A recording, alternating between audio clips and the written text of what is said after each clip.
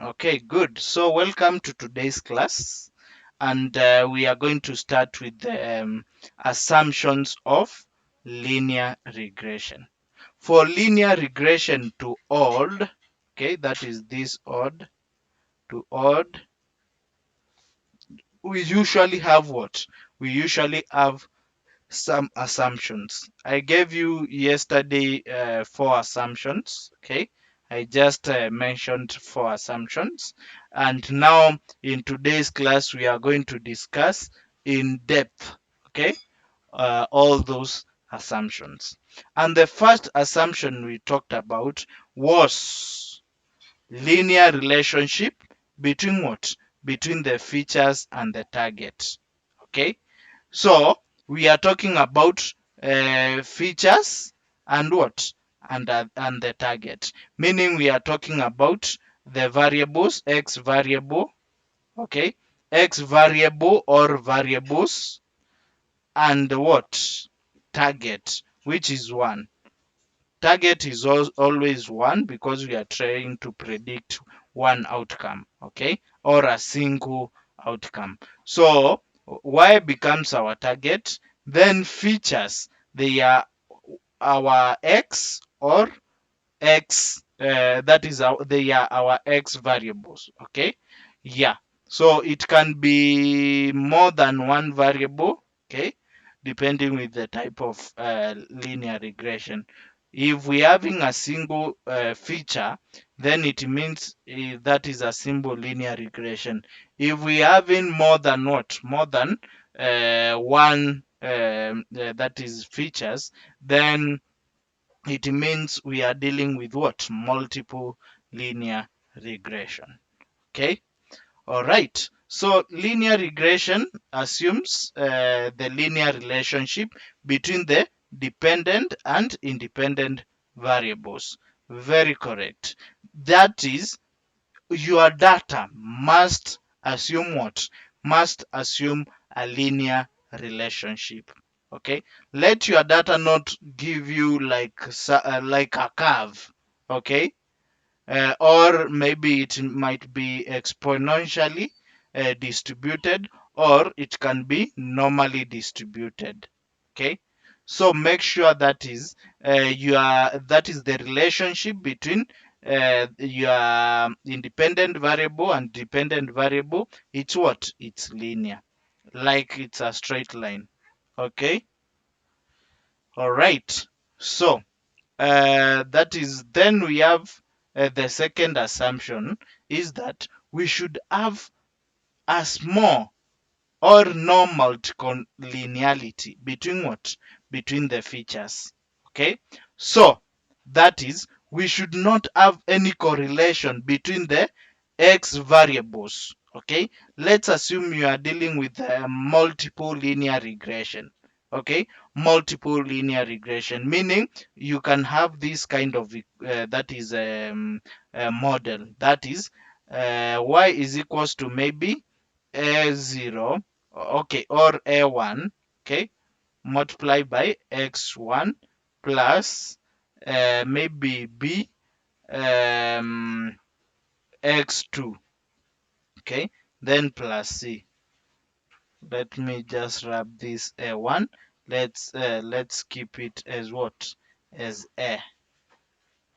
So that is, it is a x1 plus b x2, meaning we have that is more than what? More than one independent variable. In this case, we have in two independent variable. Okay, so what we are saying that there should not be, or there should be small or no collinearity between what? Between these two variables. Okay, like these two variables should not have what? Should not have relationship. Okay, we should not have that is a relationship between these two variables. Okay, that is small or no multicollinearity between the features. Okay, so multicollinearity means high correlation between independent variable, not y and what? And x. But it's between the independent variable if you are having more than one independent variable. Okay, so multicollinearity meaning we should not that is it basically means high correlation. Okay, so if we are saying no multicollinearity between the features, then what we are trying to mean is that we should not have that is a strong relationship between the two what? The two independent variable. Why? Because in case we can it will be difficult for us to know which that is variable it's impacting our what? Our results, or which value is impacting our what? Our outcome. Okay, that's why we are saying that there should be no or there should be small multicollinearity. Okay, all right. So due to multicollinearity, it may be difficult to find the true relationship between the predictor variable and target variable. Or we can say it is difficult to determine which predictor variable. Remember, that is independent variables are also known as predictor variables. Okay, they are also known as predictor variables. For that is dependent variable, it's also known as explanatory, that is yeah, variable. So we are saying that in case we have multicollinearity between the two variables, then it will be difficult for us to know which variable is affecting what. It's affecting our output, and which is not affecting our what? Our output. An example. Okay, an example. Let's assume we are having what? We are having this kind of model. So we want to predict maybe the amount, maybe the salary. Okay, that is the salary.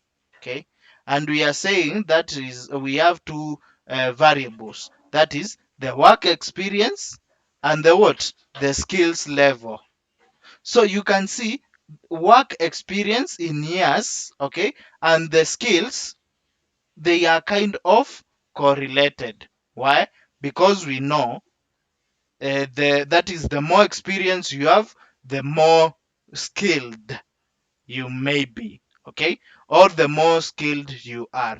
Okay, so you can see with those two variables, it will be difficult to know which factor is really impacting your what?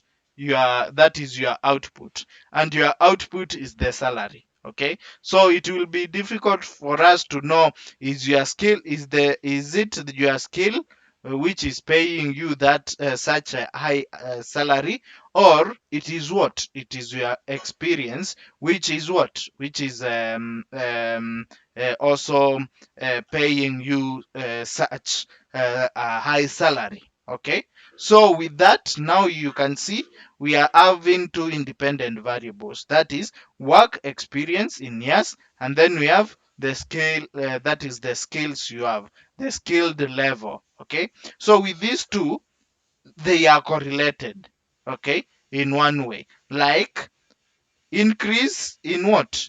Increase in that is or the relationship between work experience and skills, it will be what? It will be highly correlated. Okay, yes, so that's a better that's a good example, maybe to show what?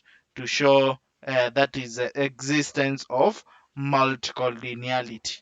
Okay, so our assumption is here we should have what? We should not or we should not have any multicollinearity, or we should have very small that is multicollinearity between your independent variable. Okay, so we are saying that the model assumes either little or no multicollinearity between the features or the independent variables.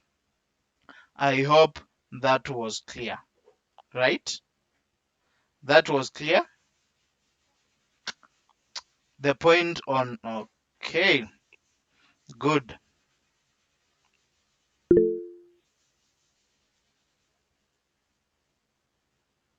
Yes, Kennedy. So my question is, in a scenario like we are considering the multiple linear regression, Uh-huh. um, and we have maybe different variables to measure, Mhm. uh, can that assumption sometimes affect your linear regression? Yes, it will affect your, that is your output. Why?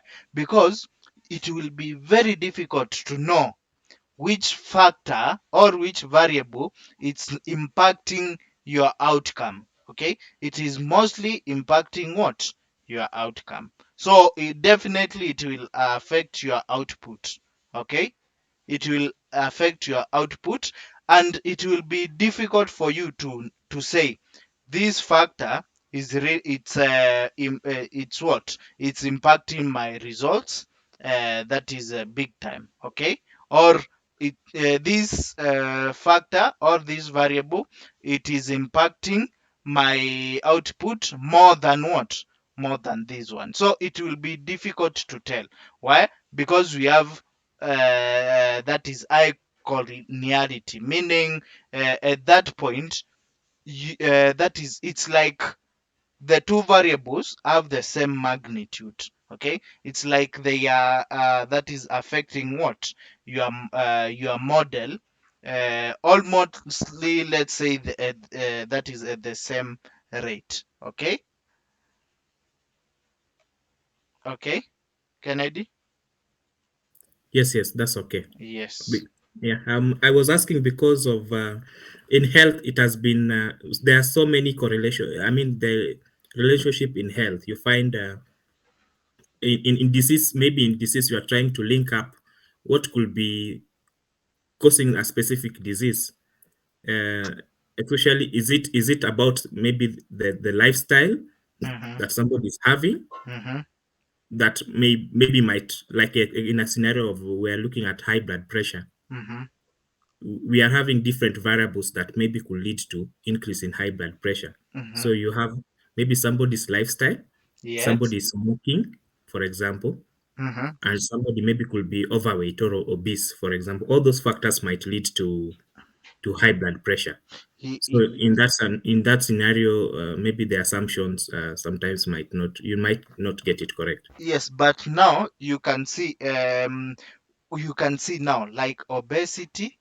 Is obesity maybe a lifestyle disease? Yeah, yeah,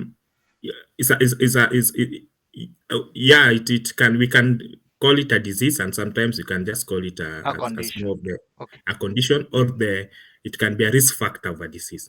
Okay. So, Yeah. uh, like, do we have that is a strong that is connection between lifestyle and that is and obesity? Yes, yes. One's lifestyle can most probably make them to be obese. So there's a quite a That strong is if you correlation. don't have discipline when it comes to what you are consuming, right? Yes, yes, yes. Okay, yeah. For that, of course, we will have that is a definitely between what? That's why we said small or no multicollinearity. Okay, like for example, if we are talking about cigarette smoking and obesity, you can see that is the correlation between those two variables. It is very small, or there might be no correlation, right? Because we know that that is obesity, it's hard to be caused by smoking. That's correct.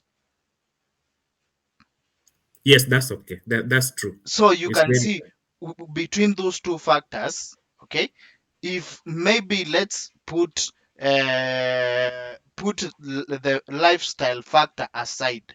Okay, why? Because lifestyle, it's cutting across the two. Okay, it is cutting across obesity, it's cutting across smoking, because smoking is a lifestyle. It's not that is it's not a must for you to that is to smoke in order to live. So it's a luxury, if I can say. Okay, so let's consider now these two that is two factors. Okay, that is obesity and smoking. Okay, we have very small or no correlation or no relationship between obesity and what, and smoking. Okay, so for us, when now we are trying to predict which of the two maybe conditions, okay, or risk factors will contribute, it's maybe increasing or it's affecting blood pressure, or it is contributing to blood pressure, there now we will be able to get what, to get the variable, okay, which that is it will be that is it will be possible for us, or easily for us to know which factor it's that is largely affecting what, your that is your output. Okay, so if it is obese, depending with the data, we will know it is obese. If it is smoking, depending with the data which you have, then we will say that you will say that is blood pressure, that is smoking is affecting or it's a contributor, okay, or a risk factor to what, to blood pressure. Okay, so with that, since they have no that that is strong correlation between the two variables, it will be easier for us to know which is the major that is contributor, okay, to what, to blood pressure. I guess that is clear, Kennedy, right? Yes, yes, it is clear. Thank you. Yes. So I hope now the that is the concept of multicollinearity has been understood. That's okay. Thumbs up.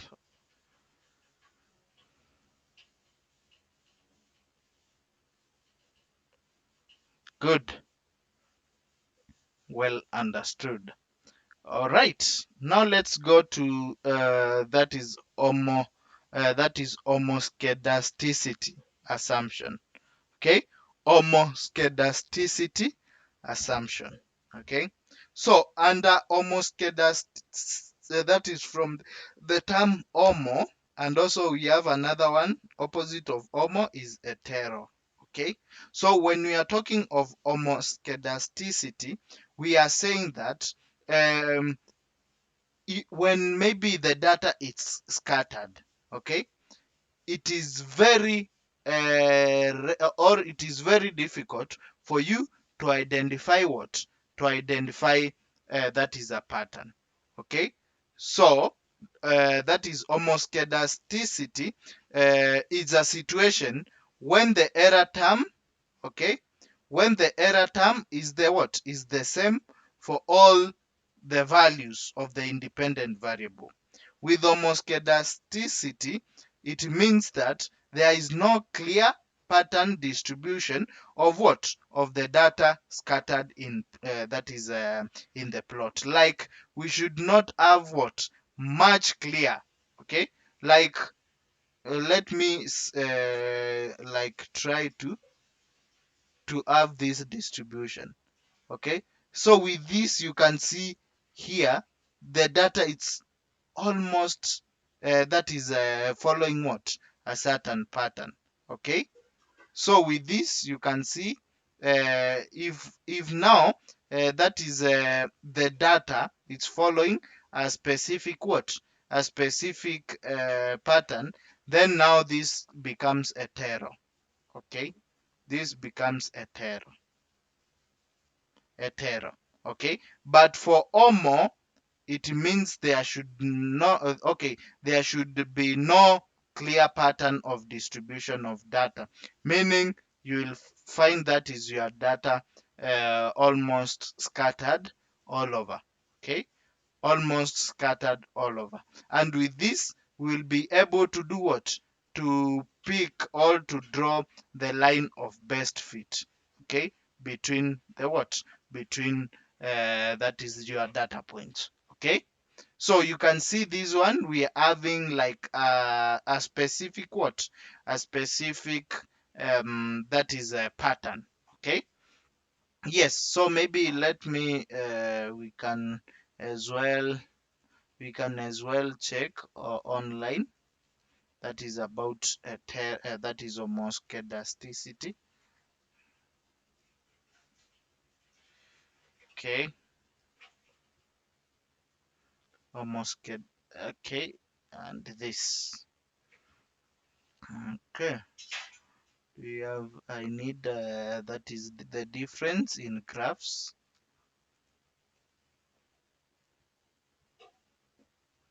I want the difference mostly in graphs.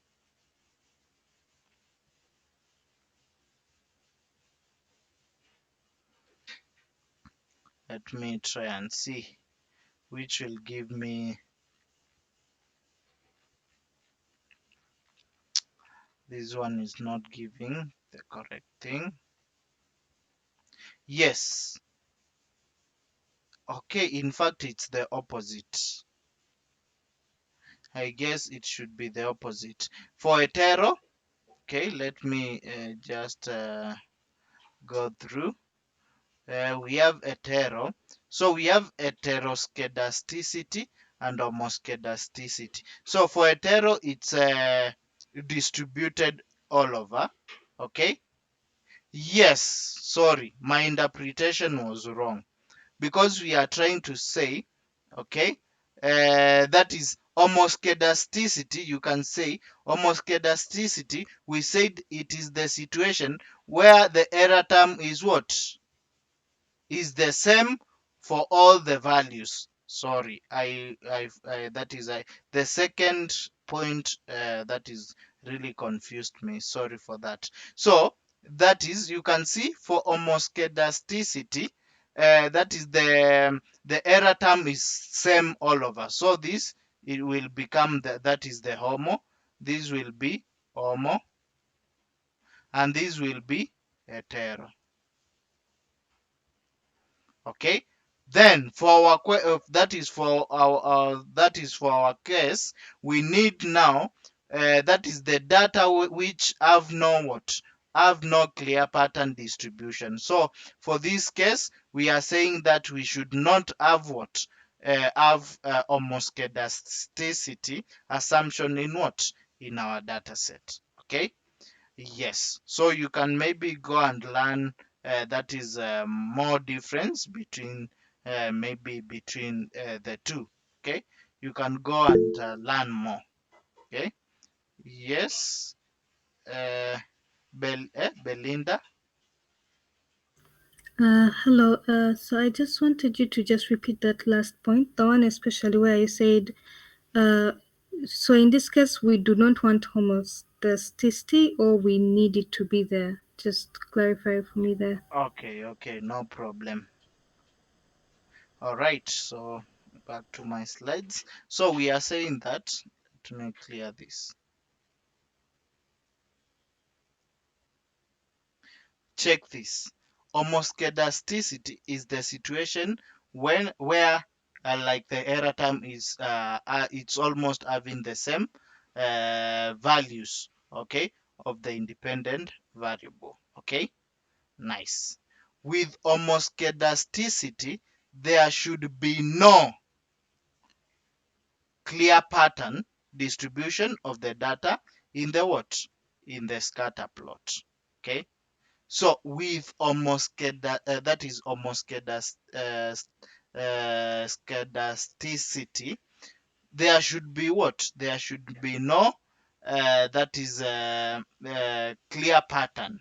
Okay, so from the understanding of this point, that is, I'm understanding that we should not have any clear, we should not have any clear distribution of what, of our that is of our data in the scatter plot. Okay, so it is like it is supporting what, heteroskedasticity. unless maybe someone else is understanding it on a different that is on a different way. Maybe someone can help. Let me check who is that. Yes, Heini. Um, yeah, no, if I also look at your notes and what I read up is basically the assumption is that there's a level of homoscedasticity, as in if the data is obviously too scattered, you can't properly do linear regression. I mean, you need the data to, or the error rate to be very low for proper linear regression. So in the end, I would think you would aim to, of the assumption is that there is homoscedasticity in your data in comparison to having heteroscedasticity where the data is too scattered for accurate forecasting. So this statement is in support of homoscedasticity, right? Yes. Okay. Okay. For that, I will have to go and check more on this. Is that okay, Belinda? Yes, thank you very much. I'll wait for when you get back to us, maybe tomorrow. Okay, no problem. All right. Maybe now let's go to the normal distribution of what? Of errors. Okay. Like that is the error terms. Okay.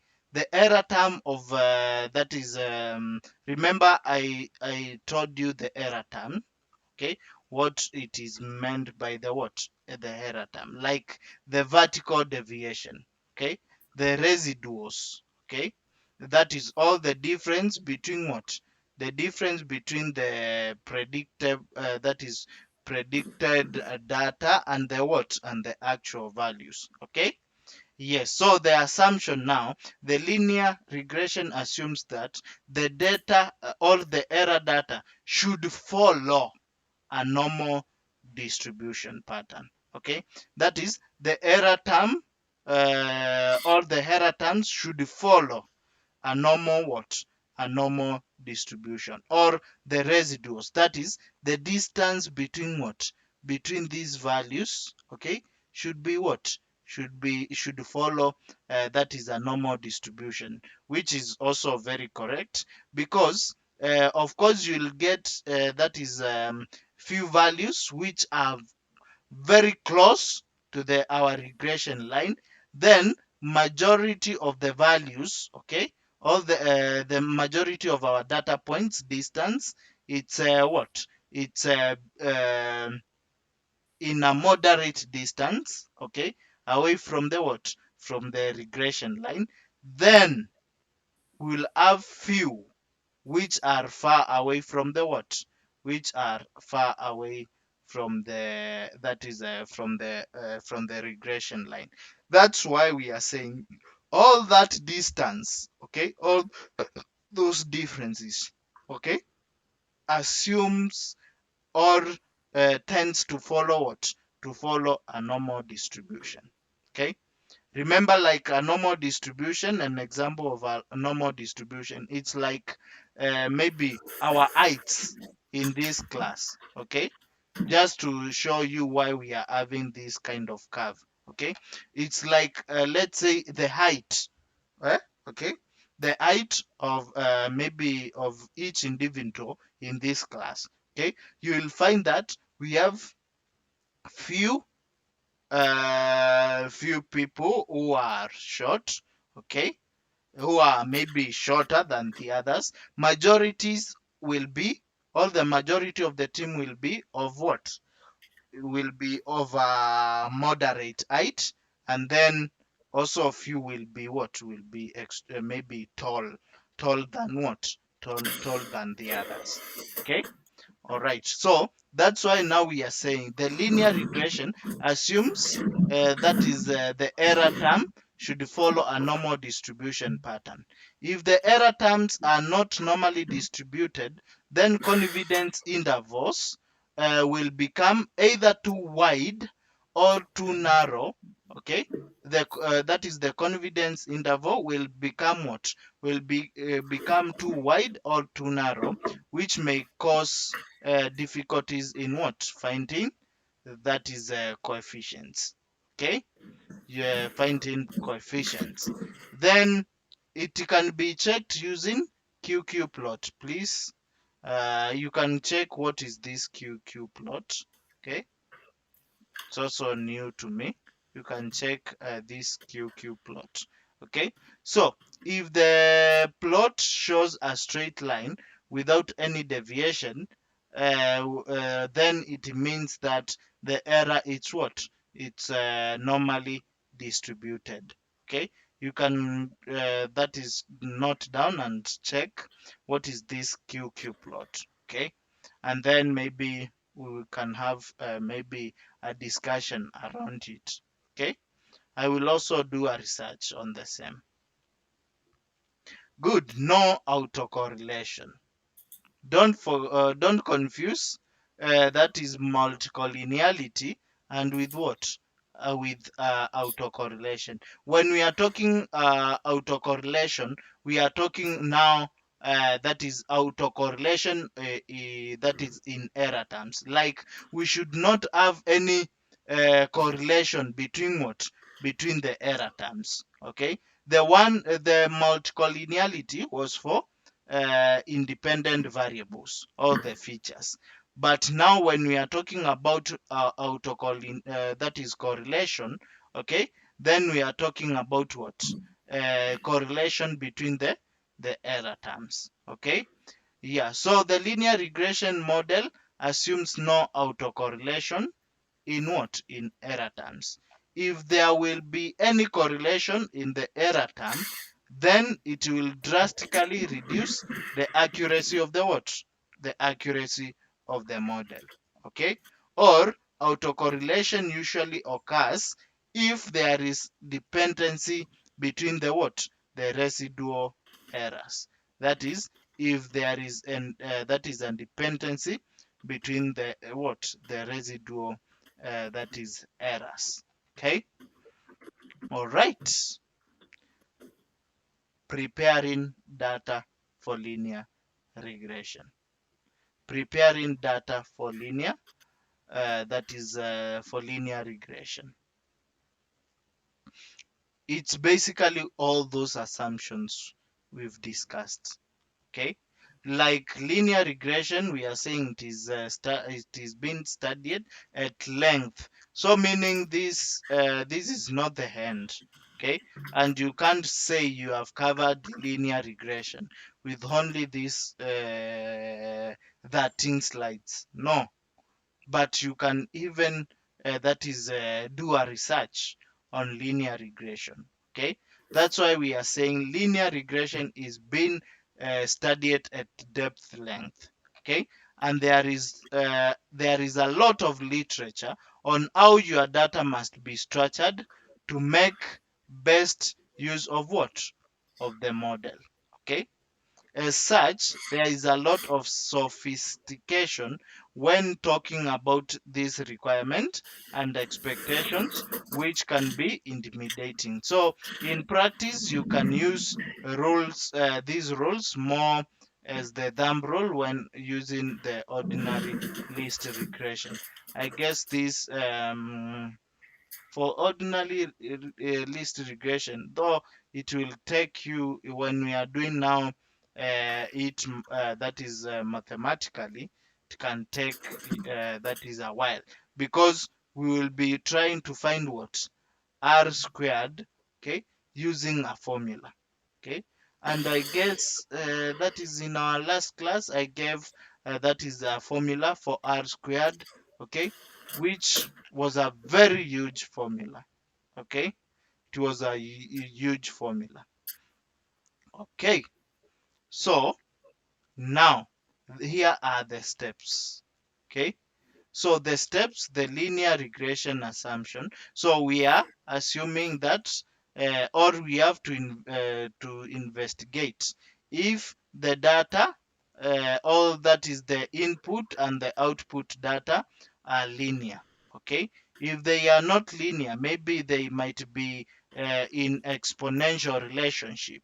Okay, like for example, we are saying y is equals to exponent of maybe negative x plus what?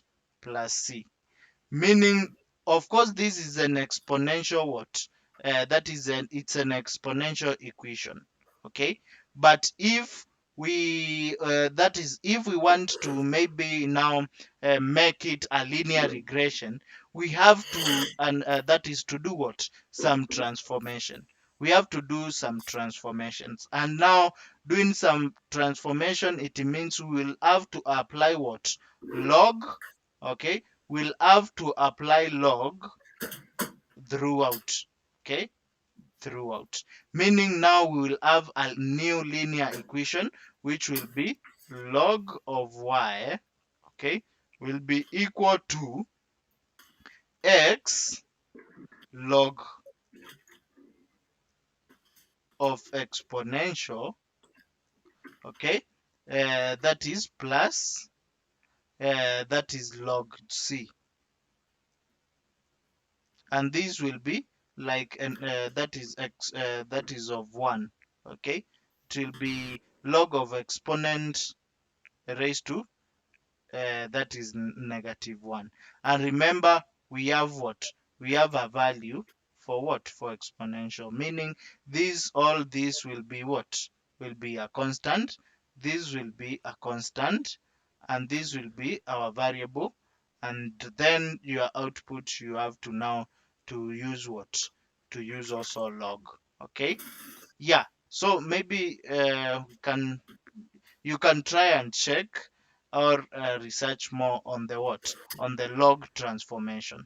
Like we are trying to transform an exponential relationship like this one, okay, to what? To a linear relationship.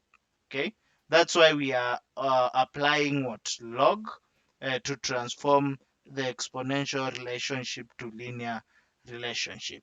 Okay, so that's why we are saying that it does that is linear assumption assumes that the relationship between the input, that is the x variables or the independent variable, and the output should be what? Should be linear. It does not support anything else.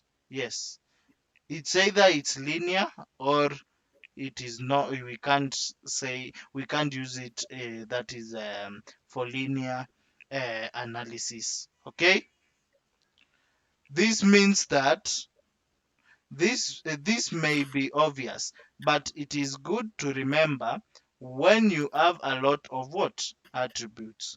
You may need to transform data to make the relationship linear. Like for example, you can do log transformation for what? For an exponential relationship. Okay, so you can do what? You can do some transformation. Then you have to remove noises or extreme values or outliers. Okay, you'll have to remove outliers out of what? Out of your data. Okay, yes. So noises, they are, I guess they are the outliers. Yes, they are the outliers. So linear regression assumes that your input and output variable are not noisy. Consider using data cleaning operations that let you better expose and clarify the signal in your data. This is important on that is for the output variable, and you want to remove outliers in the output variable y if possible. So you can always remove what? Any outliers. Okay, and removing outliers will also increase what? It can also increase your accuracy. Why? Because it will be reducing the error time. Okay, it will be reducing the standard error or the error time. Okay, good. Then remove any collinearity. Okay, remove any collinearity. So the linear regression will overfit your data when you have highly correlated what? variables, or it will be very difficult for you to know which variable is affecting your output. So it will bring a problem of that is overfitting. And if you overfit your data, also your accuracy will be what? Will be of doubt. Okay, so consider maybe calculating a pairwise correlation for your input data and removing the most correlated what? Variables. Then we have Gaussian distribution. Gaussian distribution, basically it's what? It's the normal distribution. It's another name for normal distribution, or the bell curve distribution. Okay, bell curve distribution. So linear regression will make more reliable predictions if your input and output have a Gaussian distribution, or tend to do what? To follow a normal distribution. Okay, you may get some benefits using transformation. You can use log transformation, you can use Box-Cox maybe transformation. Okay, Box-Cox, something we can check. Okay, so that is on your variables to make their distribution more Gaussian looking, or to make your distribution that is your variables, or that is the independent variables more what? More normally distributed. All right, rescaling inputs. What about rescaling inputs? The linear regression will often make more reliable prediction if you rescale input variable using standardization or normalization. Okay, maybe if your that is if your variables, okay, let's say your input. Remember, when we are talking about inputs, we are talking about what? Independent variables. Okay, independent variables. So maybe if that is rescaling your inputs, it's like you are trying to make your inputs to be more perfect. Okay, that's why we are talking about standardization or normalization. Okay, like you want to make your data to be like almost perfect. Okay, let's assume maybe you have the x variables. Okay, your x variables, and we have some variables. Okay, some variables which maybe are almost close to the what? Close to the linear regression. Okay, you can use different standardization methods or normalization methods to do what? To make them come closer to the what? It's like you are trying to optimize your values. Okay, to make your values more perfect. Okay, and one method which we usually use for standardization, it's what? The z-score. Okay, the z-score. When you check the z-score, you'll find the z-score. It's the one which we usually use. The z-score, it is long time to use it. So I last time I it was that is um the formula was x bar maybe minus mu divided by maybe standard deviation of something. Maybe let me confirm that. Or it was, I don't know, divide by 1 over square root of maybe n. Let me just confirm that. It's long time for sure. I won't lie. It's long time to use a Z-score formula. Oh, I was not far away. Now it is the x variables, that is the x i's minus the population mean. Okay, then divide by the what? The standard deviation. Okay, or the sample mean. You can see though they have denoted it in the wrong way. Mu obviously mean population mean. Okay, they should have said maybe X bar, but anyway, this is the formula which we usually use even to standardize what? To standardize a normal distribution. Like we are having a normal distribution with maybe let me assume, let me just illustrate. Maybe we are having a normal distribution, all some data sets normally distributed with mean, that is with with mean, maybe mu, okay, and standard deviation what? Sigma. Okay, so when now we take through all the what? All the data values, that is the x and y, maybe all the x alone, okay, through this formula, now we get an that is a standardized maybe distribution. And for a standardized distribution, we usually say that is normal distribution or a standard normal distribution, uh, as what? A mean of 0 and standard deviation of 1.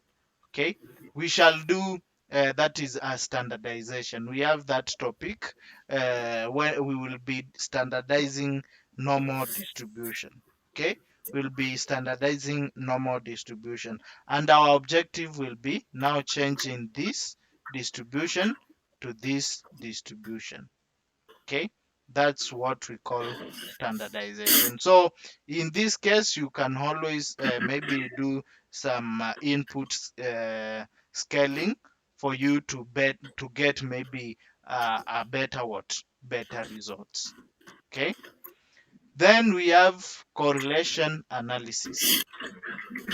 Under correlation analysis, of course, in research, is a statistical method used to measure the strength of the relationship between two variables and compute the association.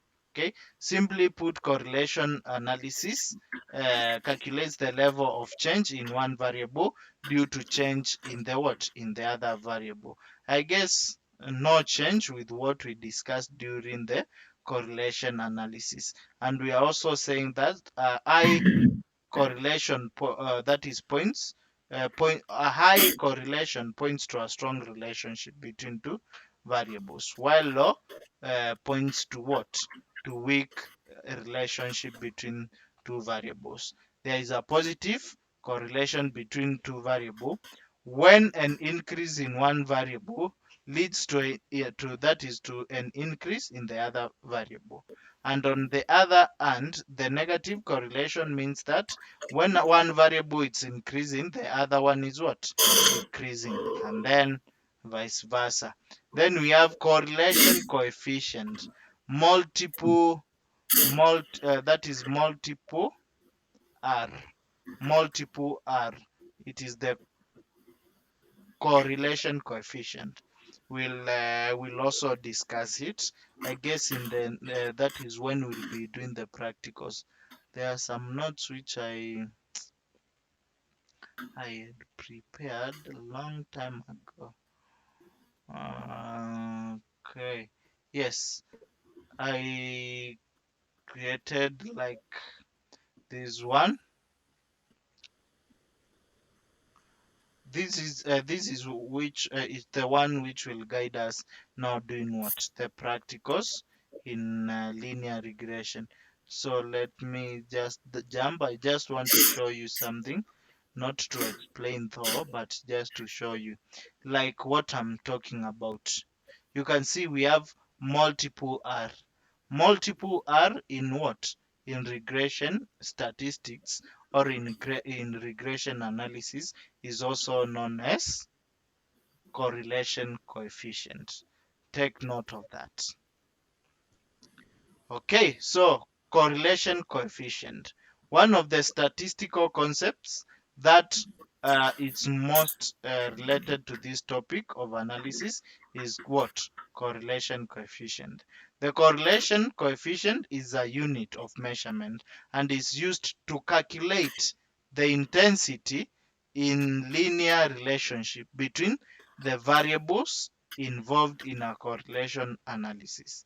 This easily identifiable since it is represented by a symbol R, okay, that is multiple R, and is usually a value without any units.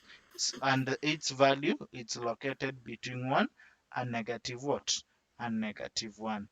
We have examples of correlation analysis. I'm just rushing over because this is something which we exhausted during the correlation class. Okay, so we have positive correlation, and so for positive correlation or a positive correlation between two variables mean both the variables move in the same direction. But when now it brings the concept of direction, then it means now we are dealing with covariance. But let's just say that an increase in one variable will lead to an increase in the other variable. Okay, like for example, spending more time on a that is on a treadmill definitely will burn what? Will burn calories. Treadmill, it's that is the gym. What can I say? It's like a simulator that maybe you are running, okay, but you are not maybe covering much. That is like a specific distance, okay. Yes, you are that machine, okay, which is usually used to that is to make exercise. So we are saying that the more you spend time on the treadmill, okay, definitely you will burn more calories. And you can see that's a positive correlation. Why? Because time and calories, now time doing that exercise and calories, they are moving in the same direction. Okay, then we have negative. Okay, then negative relationship, we are saying an increase in one variable will lead to a decrease in another variable, and vice versa. Like for example, increasing the speed of a vehicle decreases the time taken to what? To reach your destination. Yes, that's true. Like increasing the speed of vehicle, okay, if you increase the speed of vehicle, of course the distance will be now a constant because you'll have to cover the same distance. Even if you are going with what kind of speed, you have to that is cover the same distance. So here we are saying when you increase the speed, you will reduce the what? The time taken. Then we have that is correlation of zero. That is there exists no relationship between what? If we have a correlation of zero, then it means we have no relationship between what? Between those two variables. Like for example, there is no correlation between the number of years of school a person has attended and the letters in his or her name. Okay, so even from the statement, no correlation at all. Okay, and then we have this kind that is a kind of correlation. Okay, we have a positive correlation, and for a positive correlation you can see values are that is the data points are almost along what? Almost along the straight line, meaning we have that is a very strong relationship between what? Between these that is data points. Okay, and then for this we have multiple that is medium positive correlation. Yeah, you can see now that is the data, it's becoming sparse. That is a little bit. That is a little bit. Then we have no correlation. We that is this is sparsely, like that is the data points are scattered far away from each other. Okay, in this you can't identify any that is pattern. Then we have what? Then we have a negative correlation. You can see how it is running. Okay, on the other, that is from the that is from this direction to this, meaning an increase in x values will trigger a decrease. Sorry, it will trigger a decrease in what? In y values. That's all for the notes. Maybe I just want that is to take you through that is just few let's try and check. So we have this lecture, it's for that is regression analysis. We discussed about dependent variable. It's also known as a criterion variable. Okay, it's the main factor we are trying to understand or to predict. Then independent, explanatory, or predictor variables. Okay, these are now the factors that influence the dependent variable.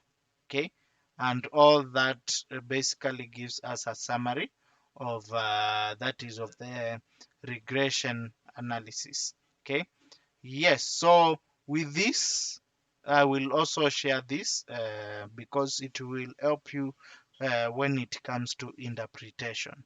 Okay, then we have something I want to show you, like we have there exist an handful of different ways to find what that is the constants. Okay, the constants of the regression line. Okay, and the constants and that is those we have three main methods, and the three main methods, it's what it's a regression tool or the analysis tool pack, the scatter chart with a trend line. So for today I want to cover the scatter chart with what with a trend line. Then we have linear regression formula. So we shall now discuss these other two methods tomorrow. Okay, so let me start with the what with the scatter chart that is trend. Okay, okay, good. Now here we have that is here we have that is our data. Okay, and we want to predict the umbrella cells. Okay, the umbrella cells with what with change in rainfall amount, meaning here we have to create that is a model, or we have to use that is the linear equation to come up with what with a model. Okay, so for our case we know that that is the linear equation is given by that is y is always given by mx plus what plus c. Okay, maybe we will have variables of what we will have x variables. Okay, but for us to get that is our output, we will need that is this constant, which is the gradient. We'll also need this concept, which that is constant, which is that is the y-intercept. Okay, meaning now we have values of what we have x values. Okay, given x values, now we can do what we can calculate what we can calculate the constants, the two constants.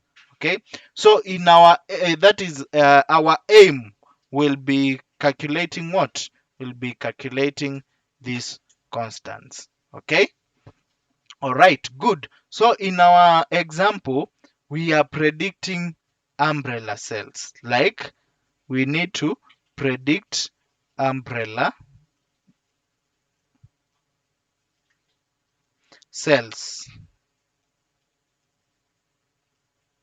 And for us to predict umbrella cells, we will need A, which is a constant, let's say constant 1, okay, multiply by the amount of rainfall, multiplied by rainfall amount,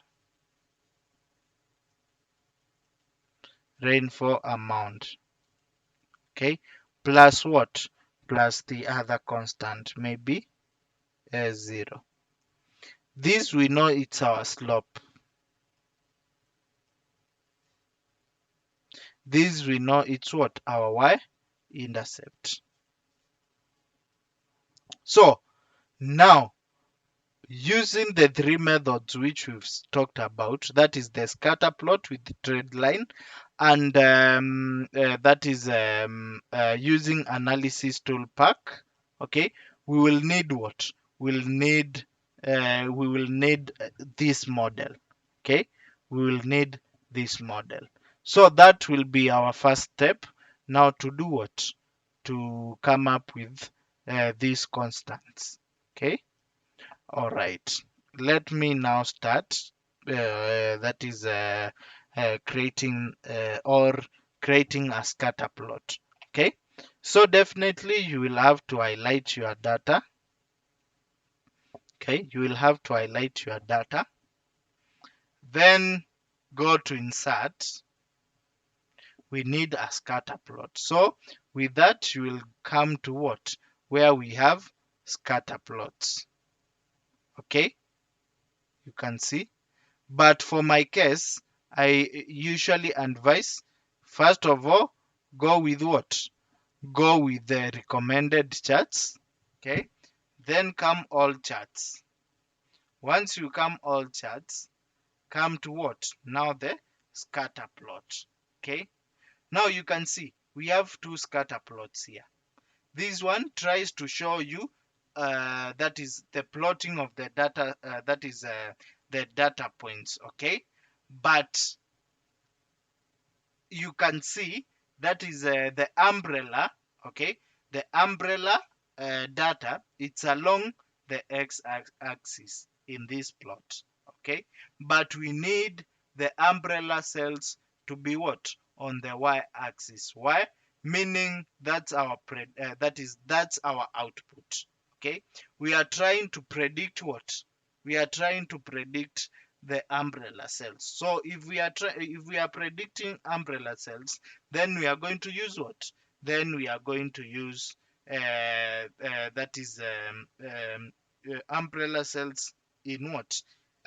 In y-axis. So with that, we'll go with what? We'll go with the second scatter plot. Okay. So once you now insert the scatter plot, you can see now that is our rainfall data. It is on the x-axis.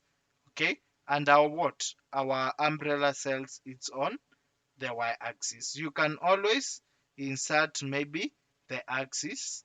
Okay. So for you to insert the axis, you can always click here, come to that is this plus. Okay, that is to add or to modify the chart elements. Then check. Okay, check on the axis. You can always try and see that is more options if you want. Okay, so after that you can always maybe rename this. So this is the rainfall, that is amount in millimeters. Okay, and then here we have what? Here we have that is umbrella cells. Umbrella cells. All right. So you can see this, that is this scatter plot, at least shows us like you can see how the data points are distributed. Okay. You can see it's like they are assuming that is a straight line at what? At a certain point. Okay. Yes. And even from the data you can see if we are to draw an equation of straight line, it won't pass through the origin. Okay, it won't pass through the origin. If it does not pass through the origin, okay, then it means it will cut the maybe the y-axis at either the positive side or the negative side. And as you can see this data set, even if we were to draw maybe manually all the line that is the line of the best fit, then definitely the y-intercept will be on the negative side.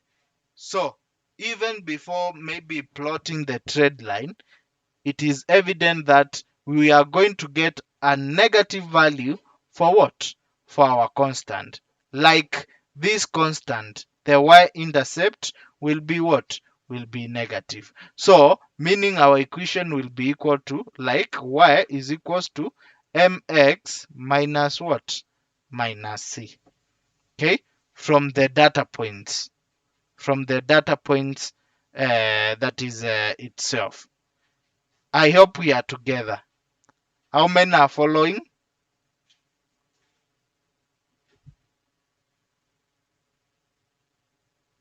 I can see only 4 people who have responded.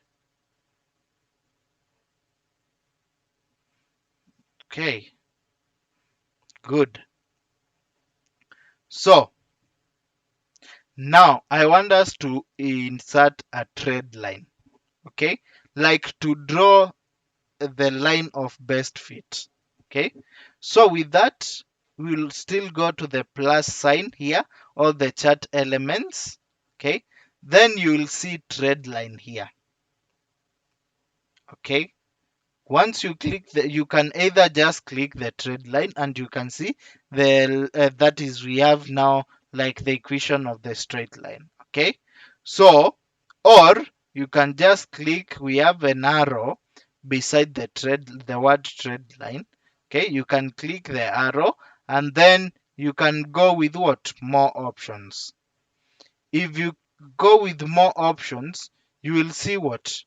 You will see maybe this what do I call it?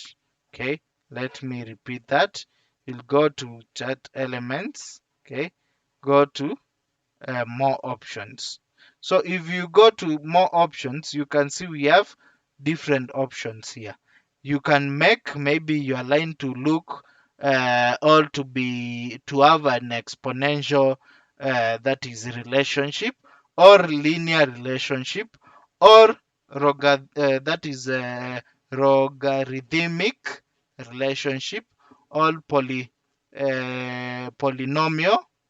that is a polynomial relationship, or a power relationship. Okay, or now moving average when it comes now to time series. Okay, but moving average is always it's majorly used when it comes to that is time series. Okay, so for us I'll go with the linear that is a linear line. Okay, nice. Now under the linear line, okay, or under the linear line, you can see down here, okay, you can see down here, we have like, if we want maybe to forecast, okay, let me maybe forecast by maybe 20 and see what that is forward, and see what will happen. So when I try to focus with maybe the next 20 maybe data points, you can see now you can see our trend line as what? As increased. Okay, as increased. So but for that I don't want. Okay, meaning if I do that, if I increase maybe or forecast going forward, okay, I can do what? I can get maybe that is the new coordinates. Okay, or when the rainfall amount maybe increases, I'll get maybe the next cells. Okay, you can also maybe do like 100 here. Okay, and I can also do like 100 here, so that I may see where it will cut that is the what, the y-axis. So you can see that is what I was saying to you. That is, this will give us what? Will come to give us a negative, like the y-intercept will be what? Will be negative. You can see after extrapolating this, okay? After extrapolating this, you can see it has cut the y-axis at negative maybe 19 point something. This point that is this point. Okay, I can't get the point, but it's 19 moving to 20, like negative 19 moving to 20. Okay, you can always maybe extrapolate. That is the regression line. Okay, you can also change the regression line. If you don't want a dotted line, you can go with what? You can go with a solid line. Okay. Yes, so with this, you can see now we have what? We have our regression line. Okay. Also, now when you go back to this, you will see we have what? We have set intercept. Okay. Display the what? But we don't want to set. We want it to cut. That is um, uh, the y-axis at where it's supposed to cut it. Then we have what?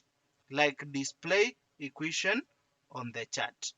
Then display r squared value on the chart. Remember, for r squared, we said it is what? The coefficient of correlation. Okay, multiple r squared. Okay, it's the coefficient of that is coefficient of correlation. Okay, then we have the equation of the straight, that is of the line. Okay, so I'm going to check these two. Once you check these two, okay, once you check these two, those two values, you can see we have what? We have that is r squared. Sorry, r squared is the coefficient of determination. Sorry, r squared is the coefficient of determination, but r, that is the multiple r, it's what now we are calling coefficient of correlation. But r squared is coefficient of determination, which shows the goodness of fit. Okay, so you can see our model fits 91% of our what? Of our data. It fits 91.76% of what? Of our data. Okay. So we can say our model is fairly good. Okay. Because if it can have an accuracy of almost 91%, then it's what? Then it's a good model. Okay. Then check on this. Check on this. Now here we have the equation of what? Of the straight line. Okay, or the equation of a what? Of the that is of the line of best fit. Okay, yes. So meaning that we are saying that y is equals to 0.4482x minus what? Minus 18. Let me just bold these values, minus 18.915. So this that is the y-intercept, cuts this at what? 18.9, almost 19. Okay, right. So we can say now that this will be umbrella cells will be equal. Now our new model. Okay, our new model will be umbrella cells. Umbrella cells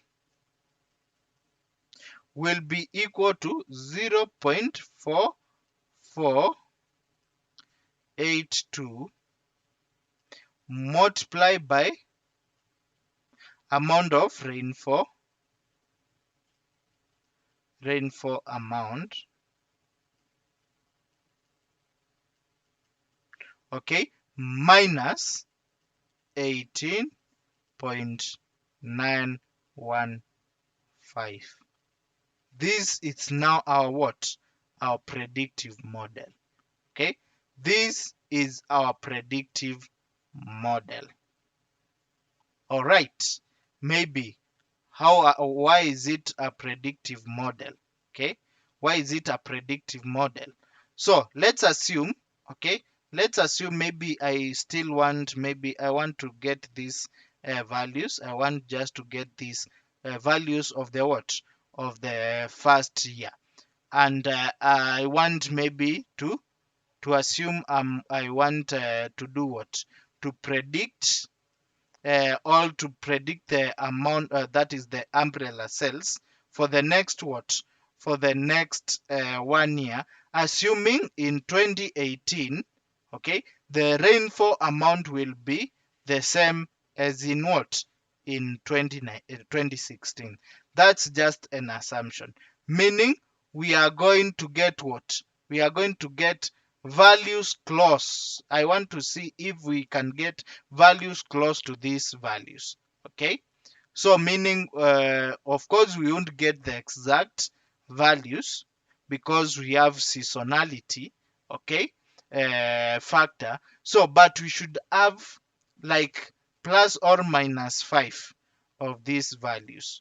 Okay, so with this we can now try and use this model we've created to predict.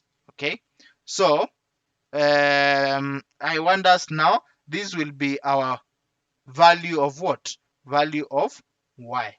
Okay, and we have this is the value of x. So let's assume this is what, this is y, or let's assume we have this value that is y. Let's say we have y. I want to say we have y, maybe it's equal to y, it's equal to y is equals to mx plus or minus, but in our case we've seen it is minus what, let me treat that as a string, minus what, minus 18, okay, minus c, let me just say that, minus c. Okay, so with that we need what, we need y. Okay, we need y. Let me just want to paste this one above here so that we may not have confusion.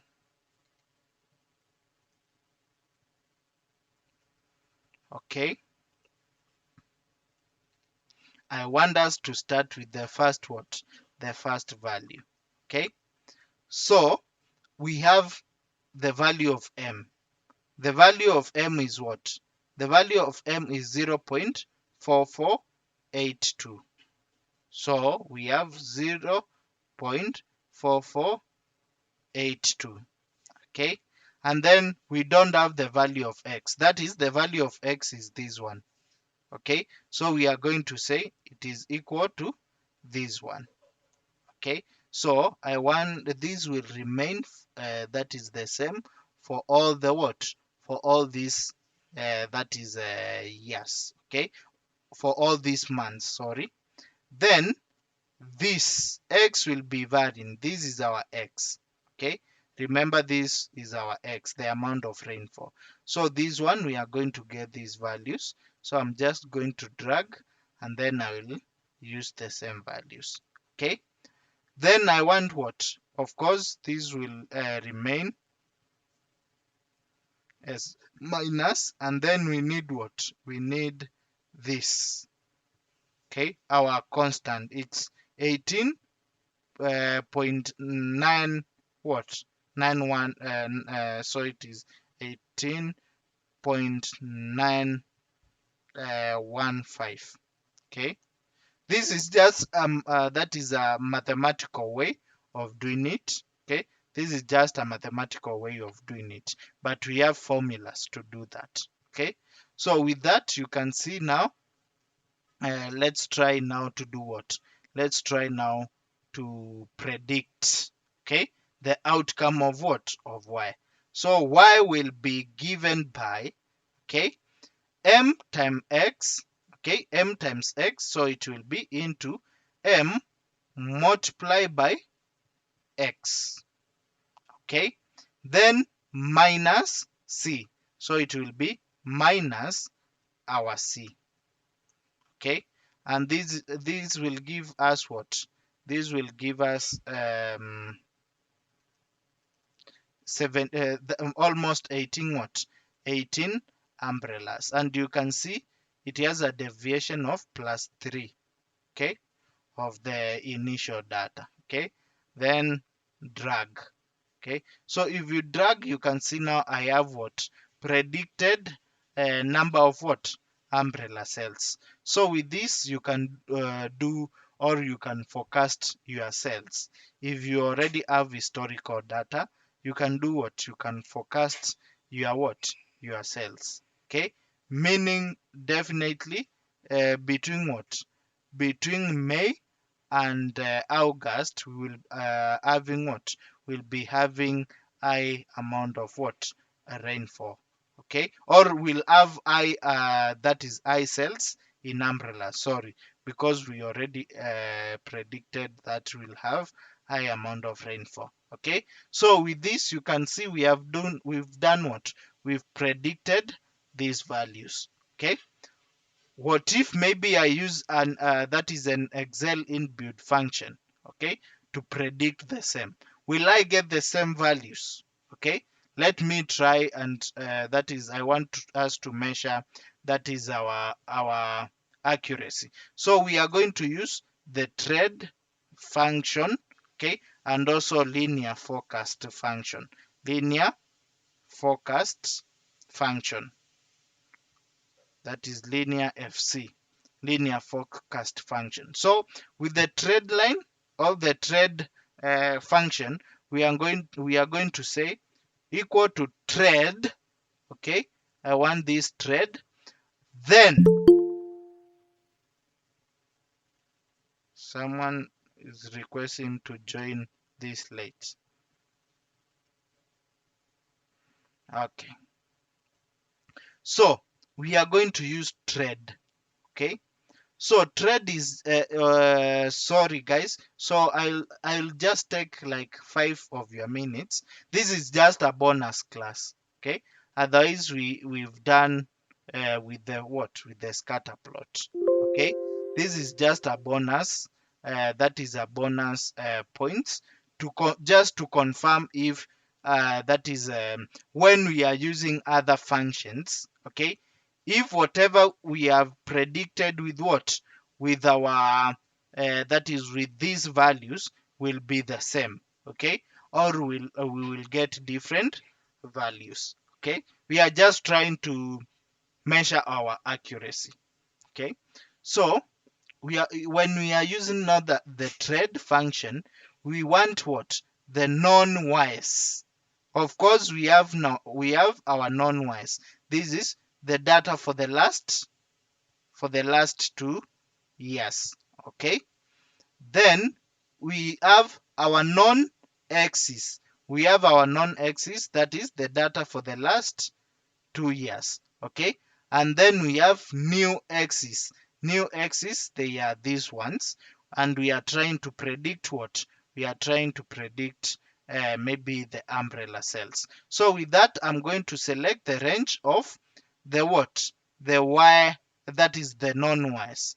Okay, so these are the non-wise. I'm going to select it. That is these are the historical data. Okay, then comma.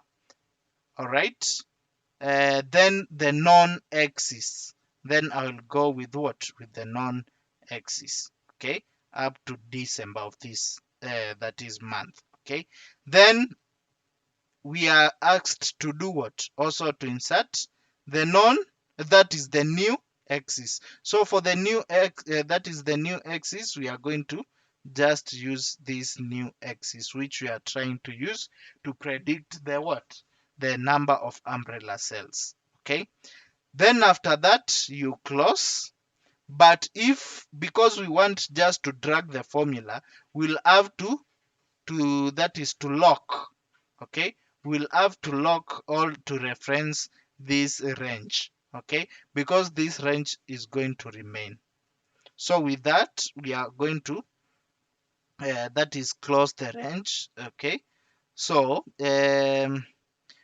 I will just do it for you. If your that is F4 key is functioning, just use click that is Fn and F4, and it will automatically that is include those dollar signs. But for my case, because my F4 keys are not, it's not functioning, okay, I will have to do what? I will have to do it manually, okay. Then I will enter. If you enter, you can see it has generated what? It has generated all those values. I can do what now? I can maybe make it like a whole number, okay. And you can see this, we are getting the same value, okay. That is this equal to this. Sorry, false. Why? Maybe it's because of the decimals. I guess it's because of the decimals. Let's try and see if it's because of the decimals. Yes, it's because of the decimals. So can you see the fourth decimal? That's why it told me it's not. It is not. It's false. Okay, but we are getting what? Let's say almost the same value from the check. That is when we round off. You can see we are getting the same. That is the same values, meaning our what?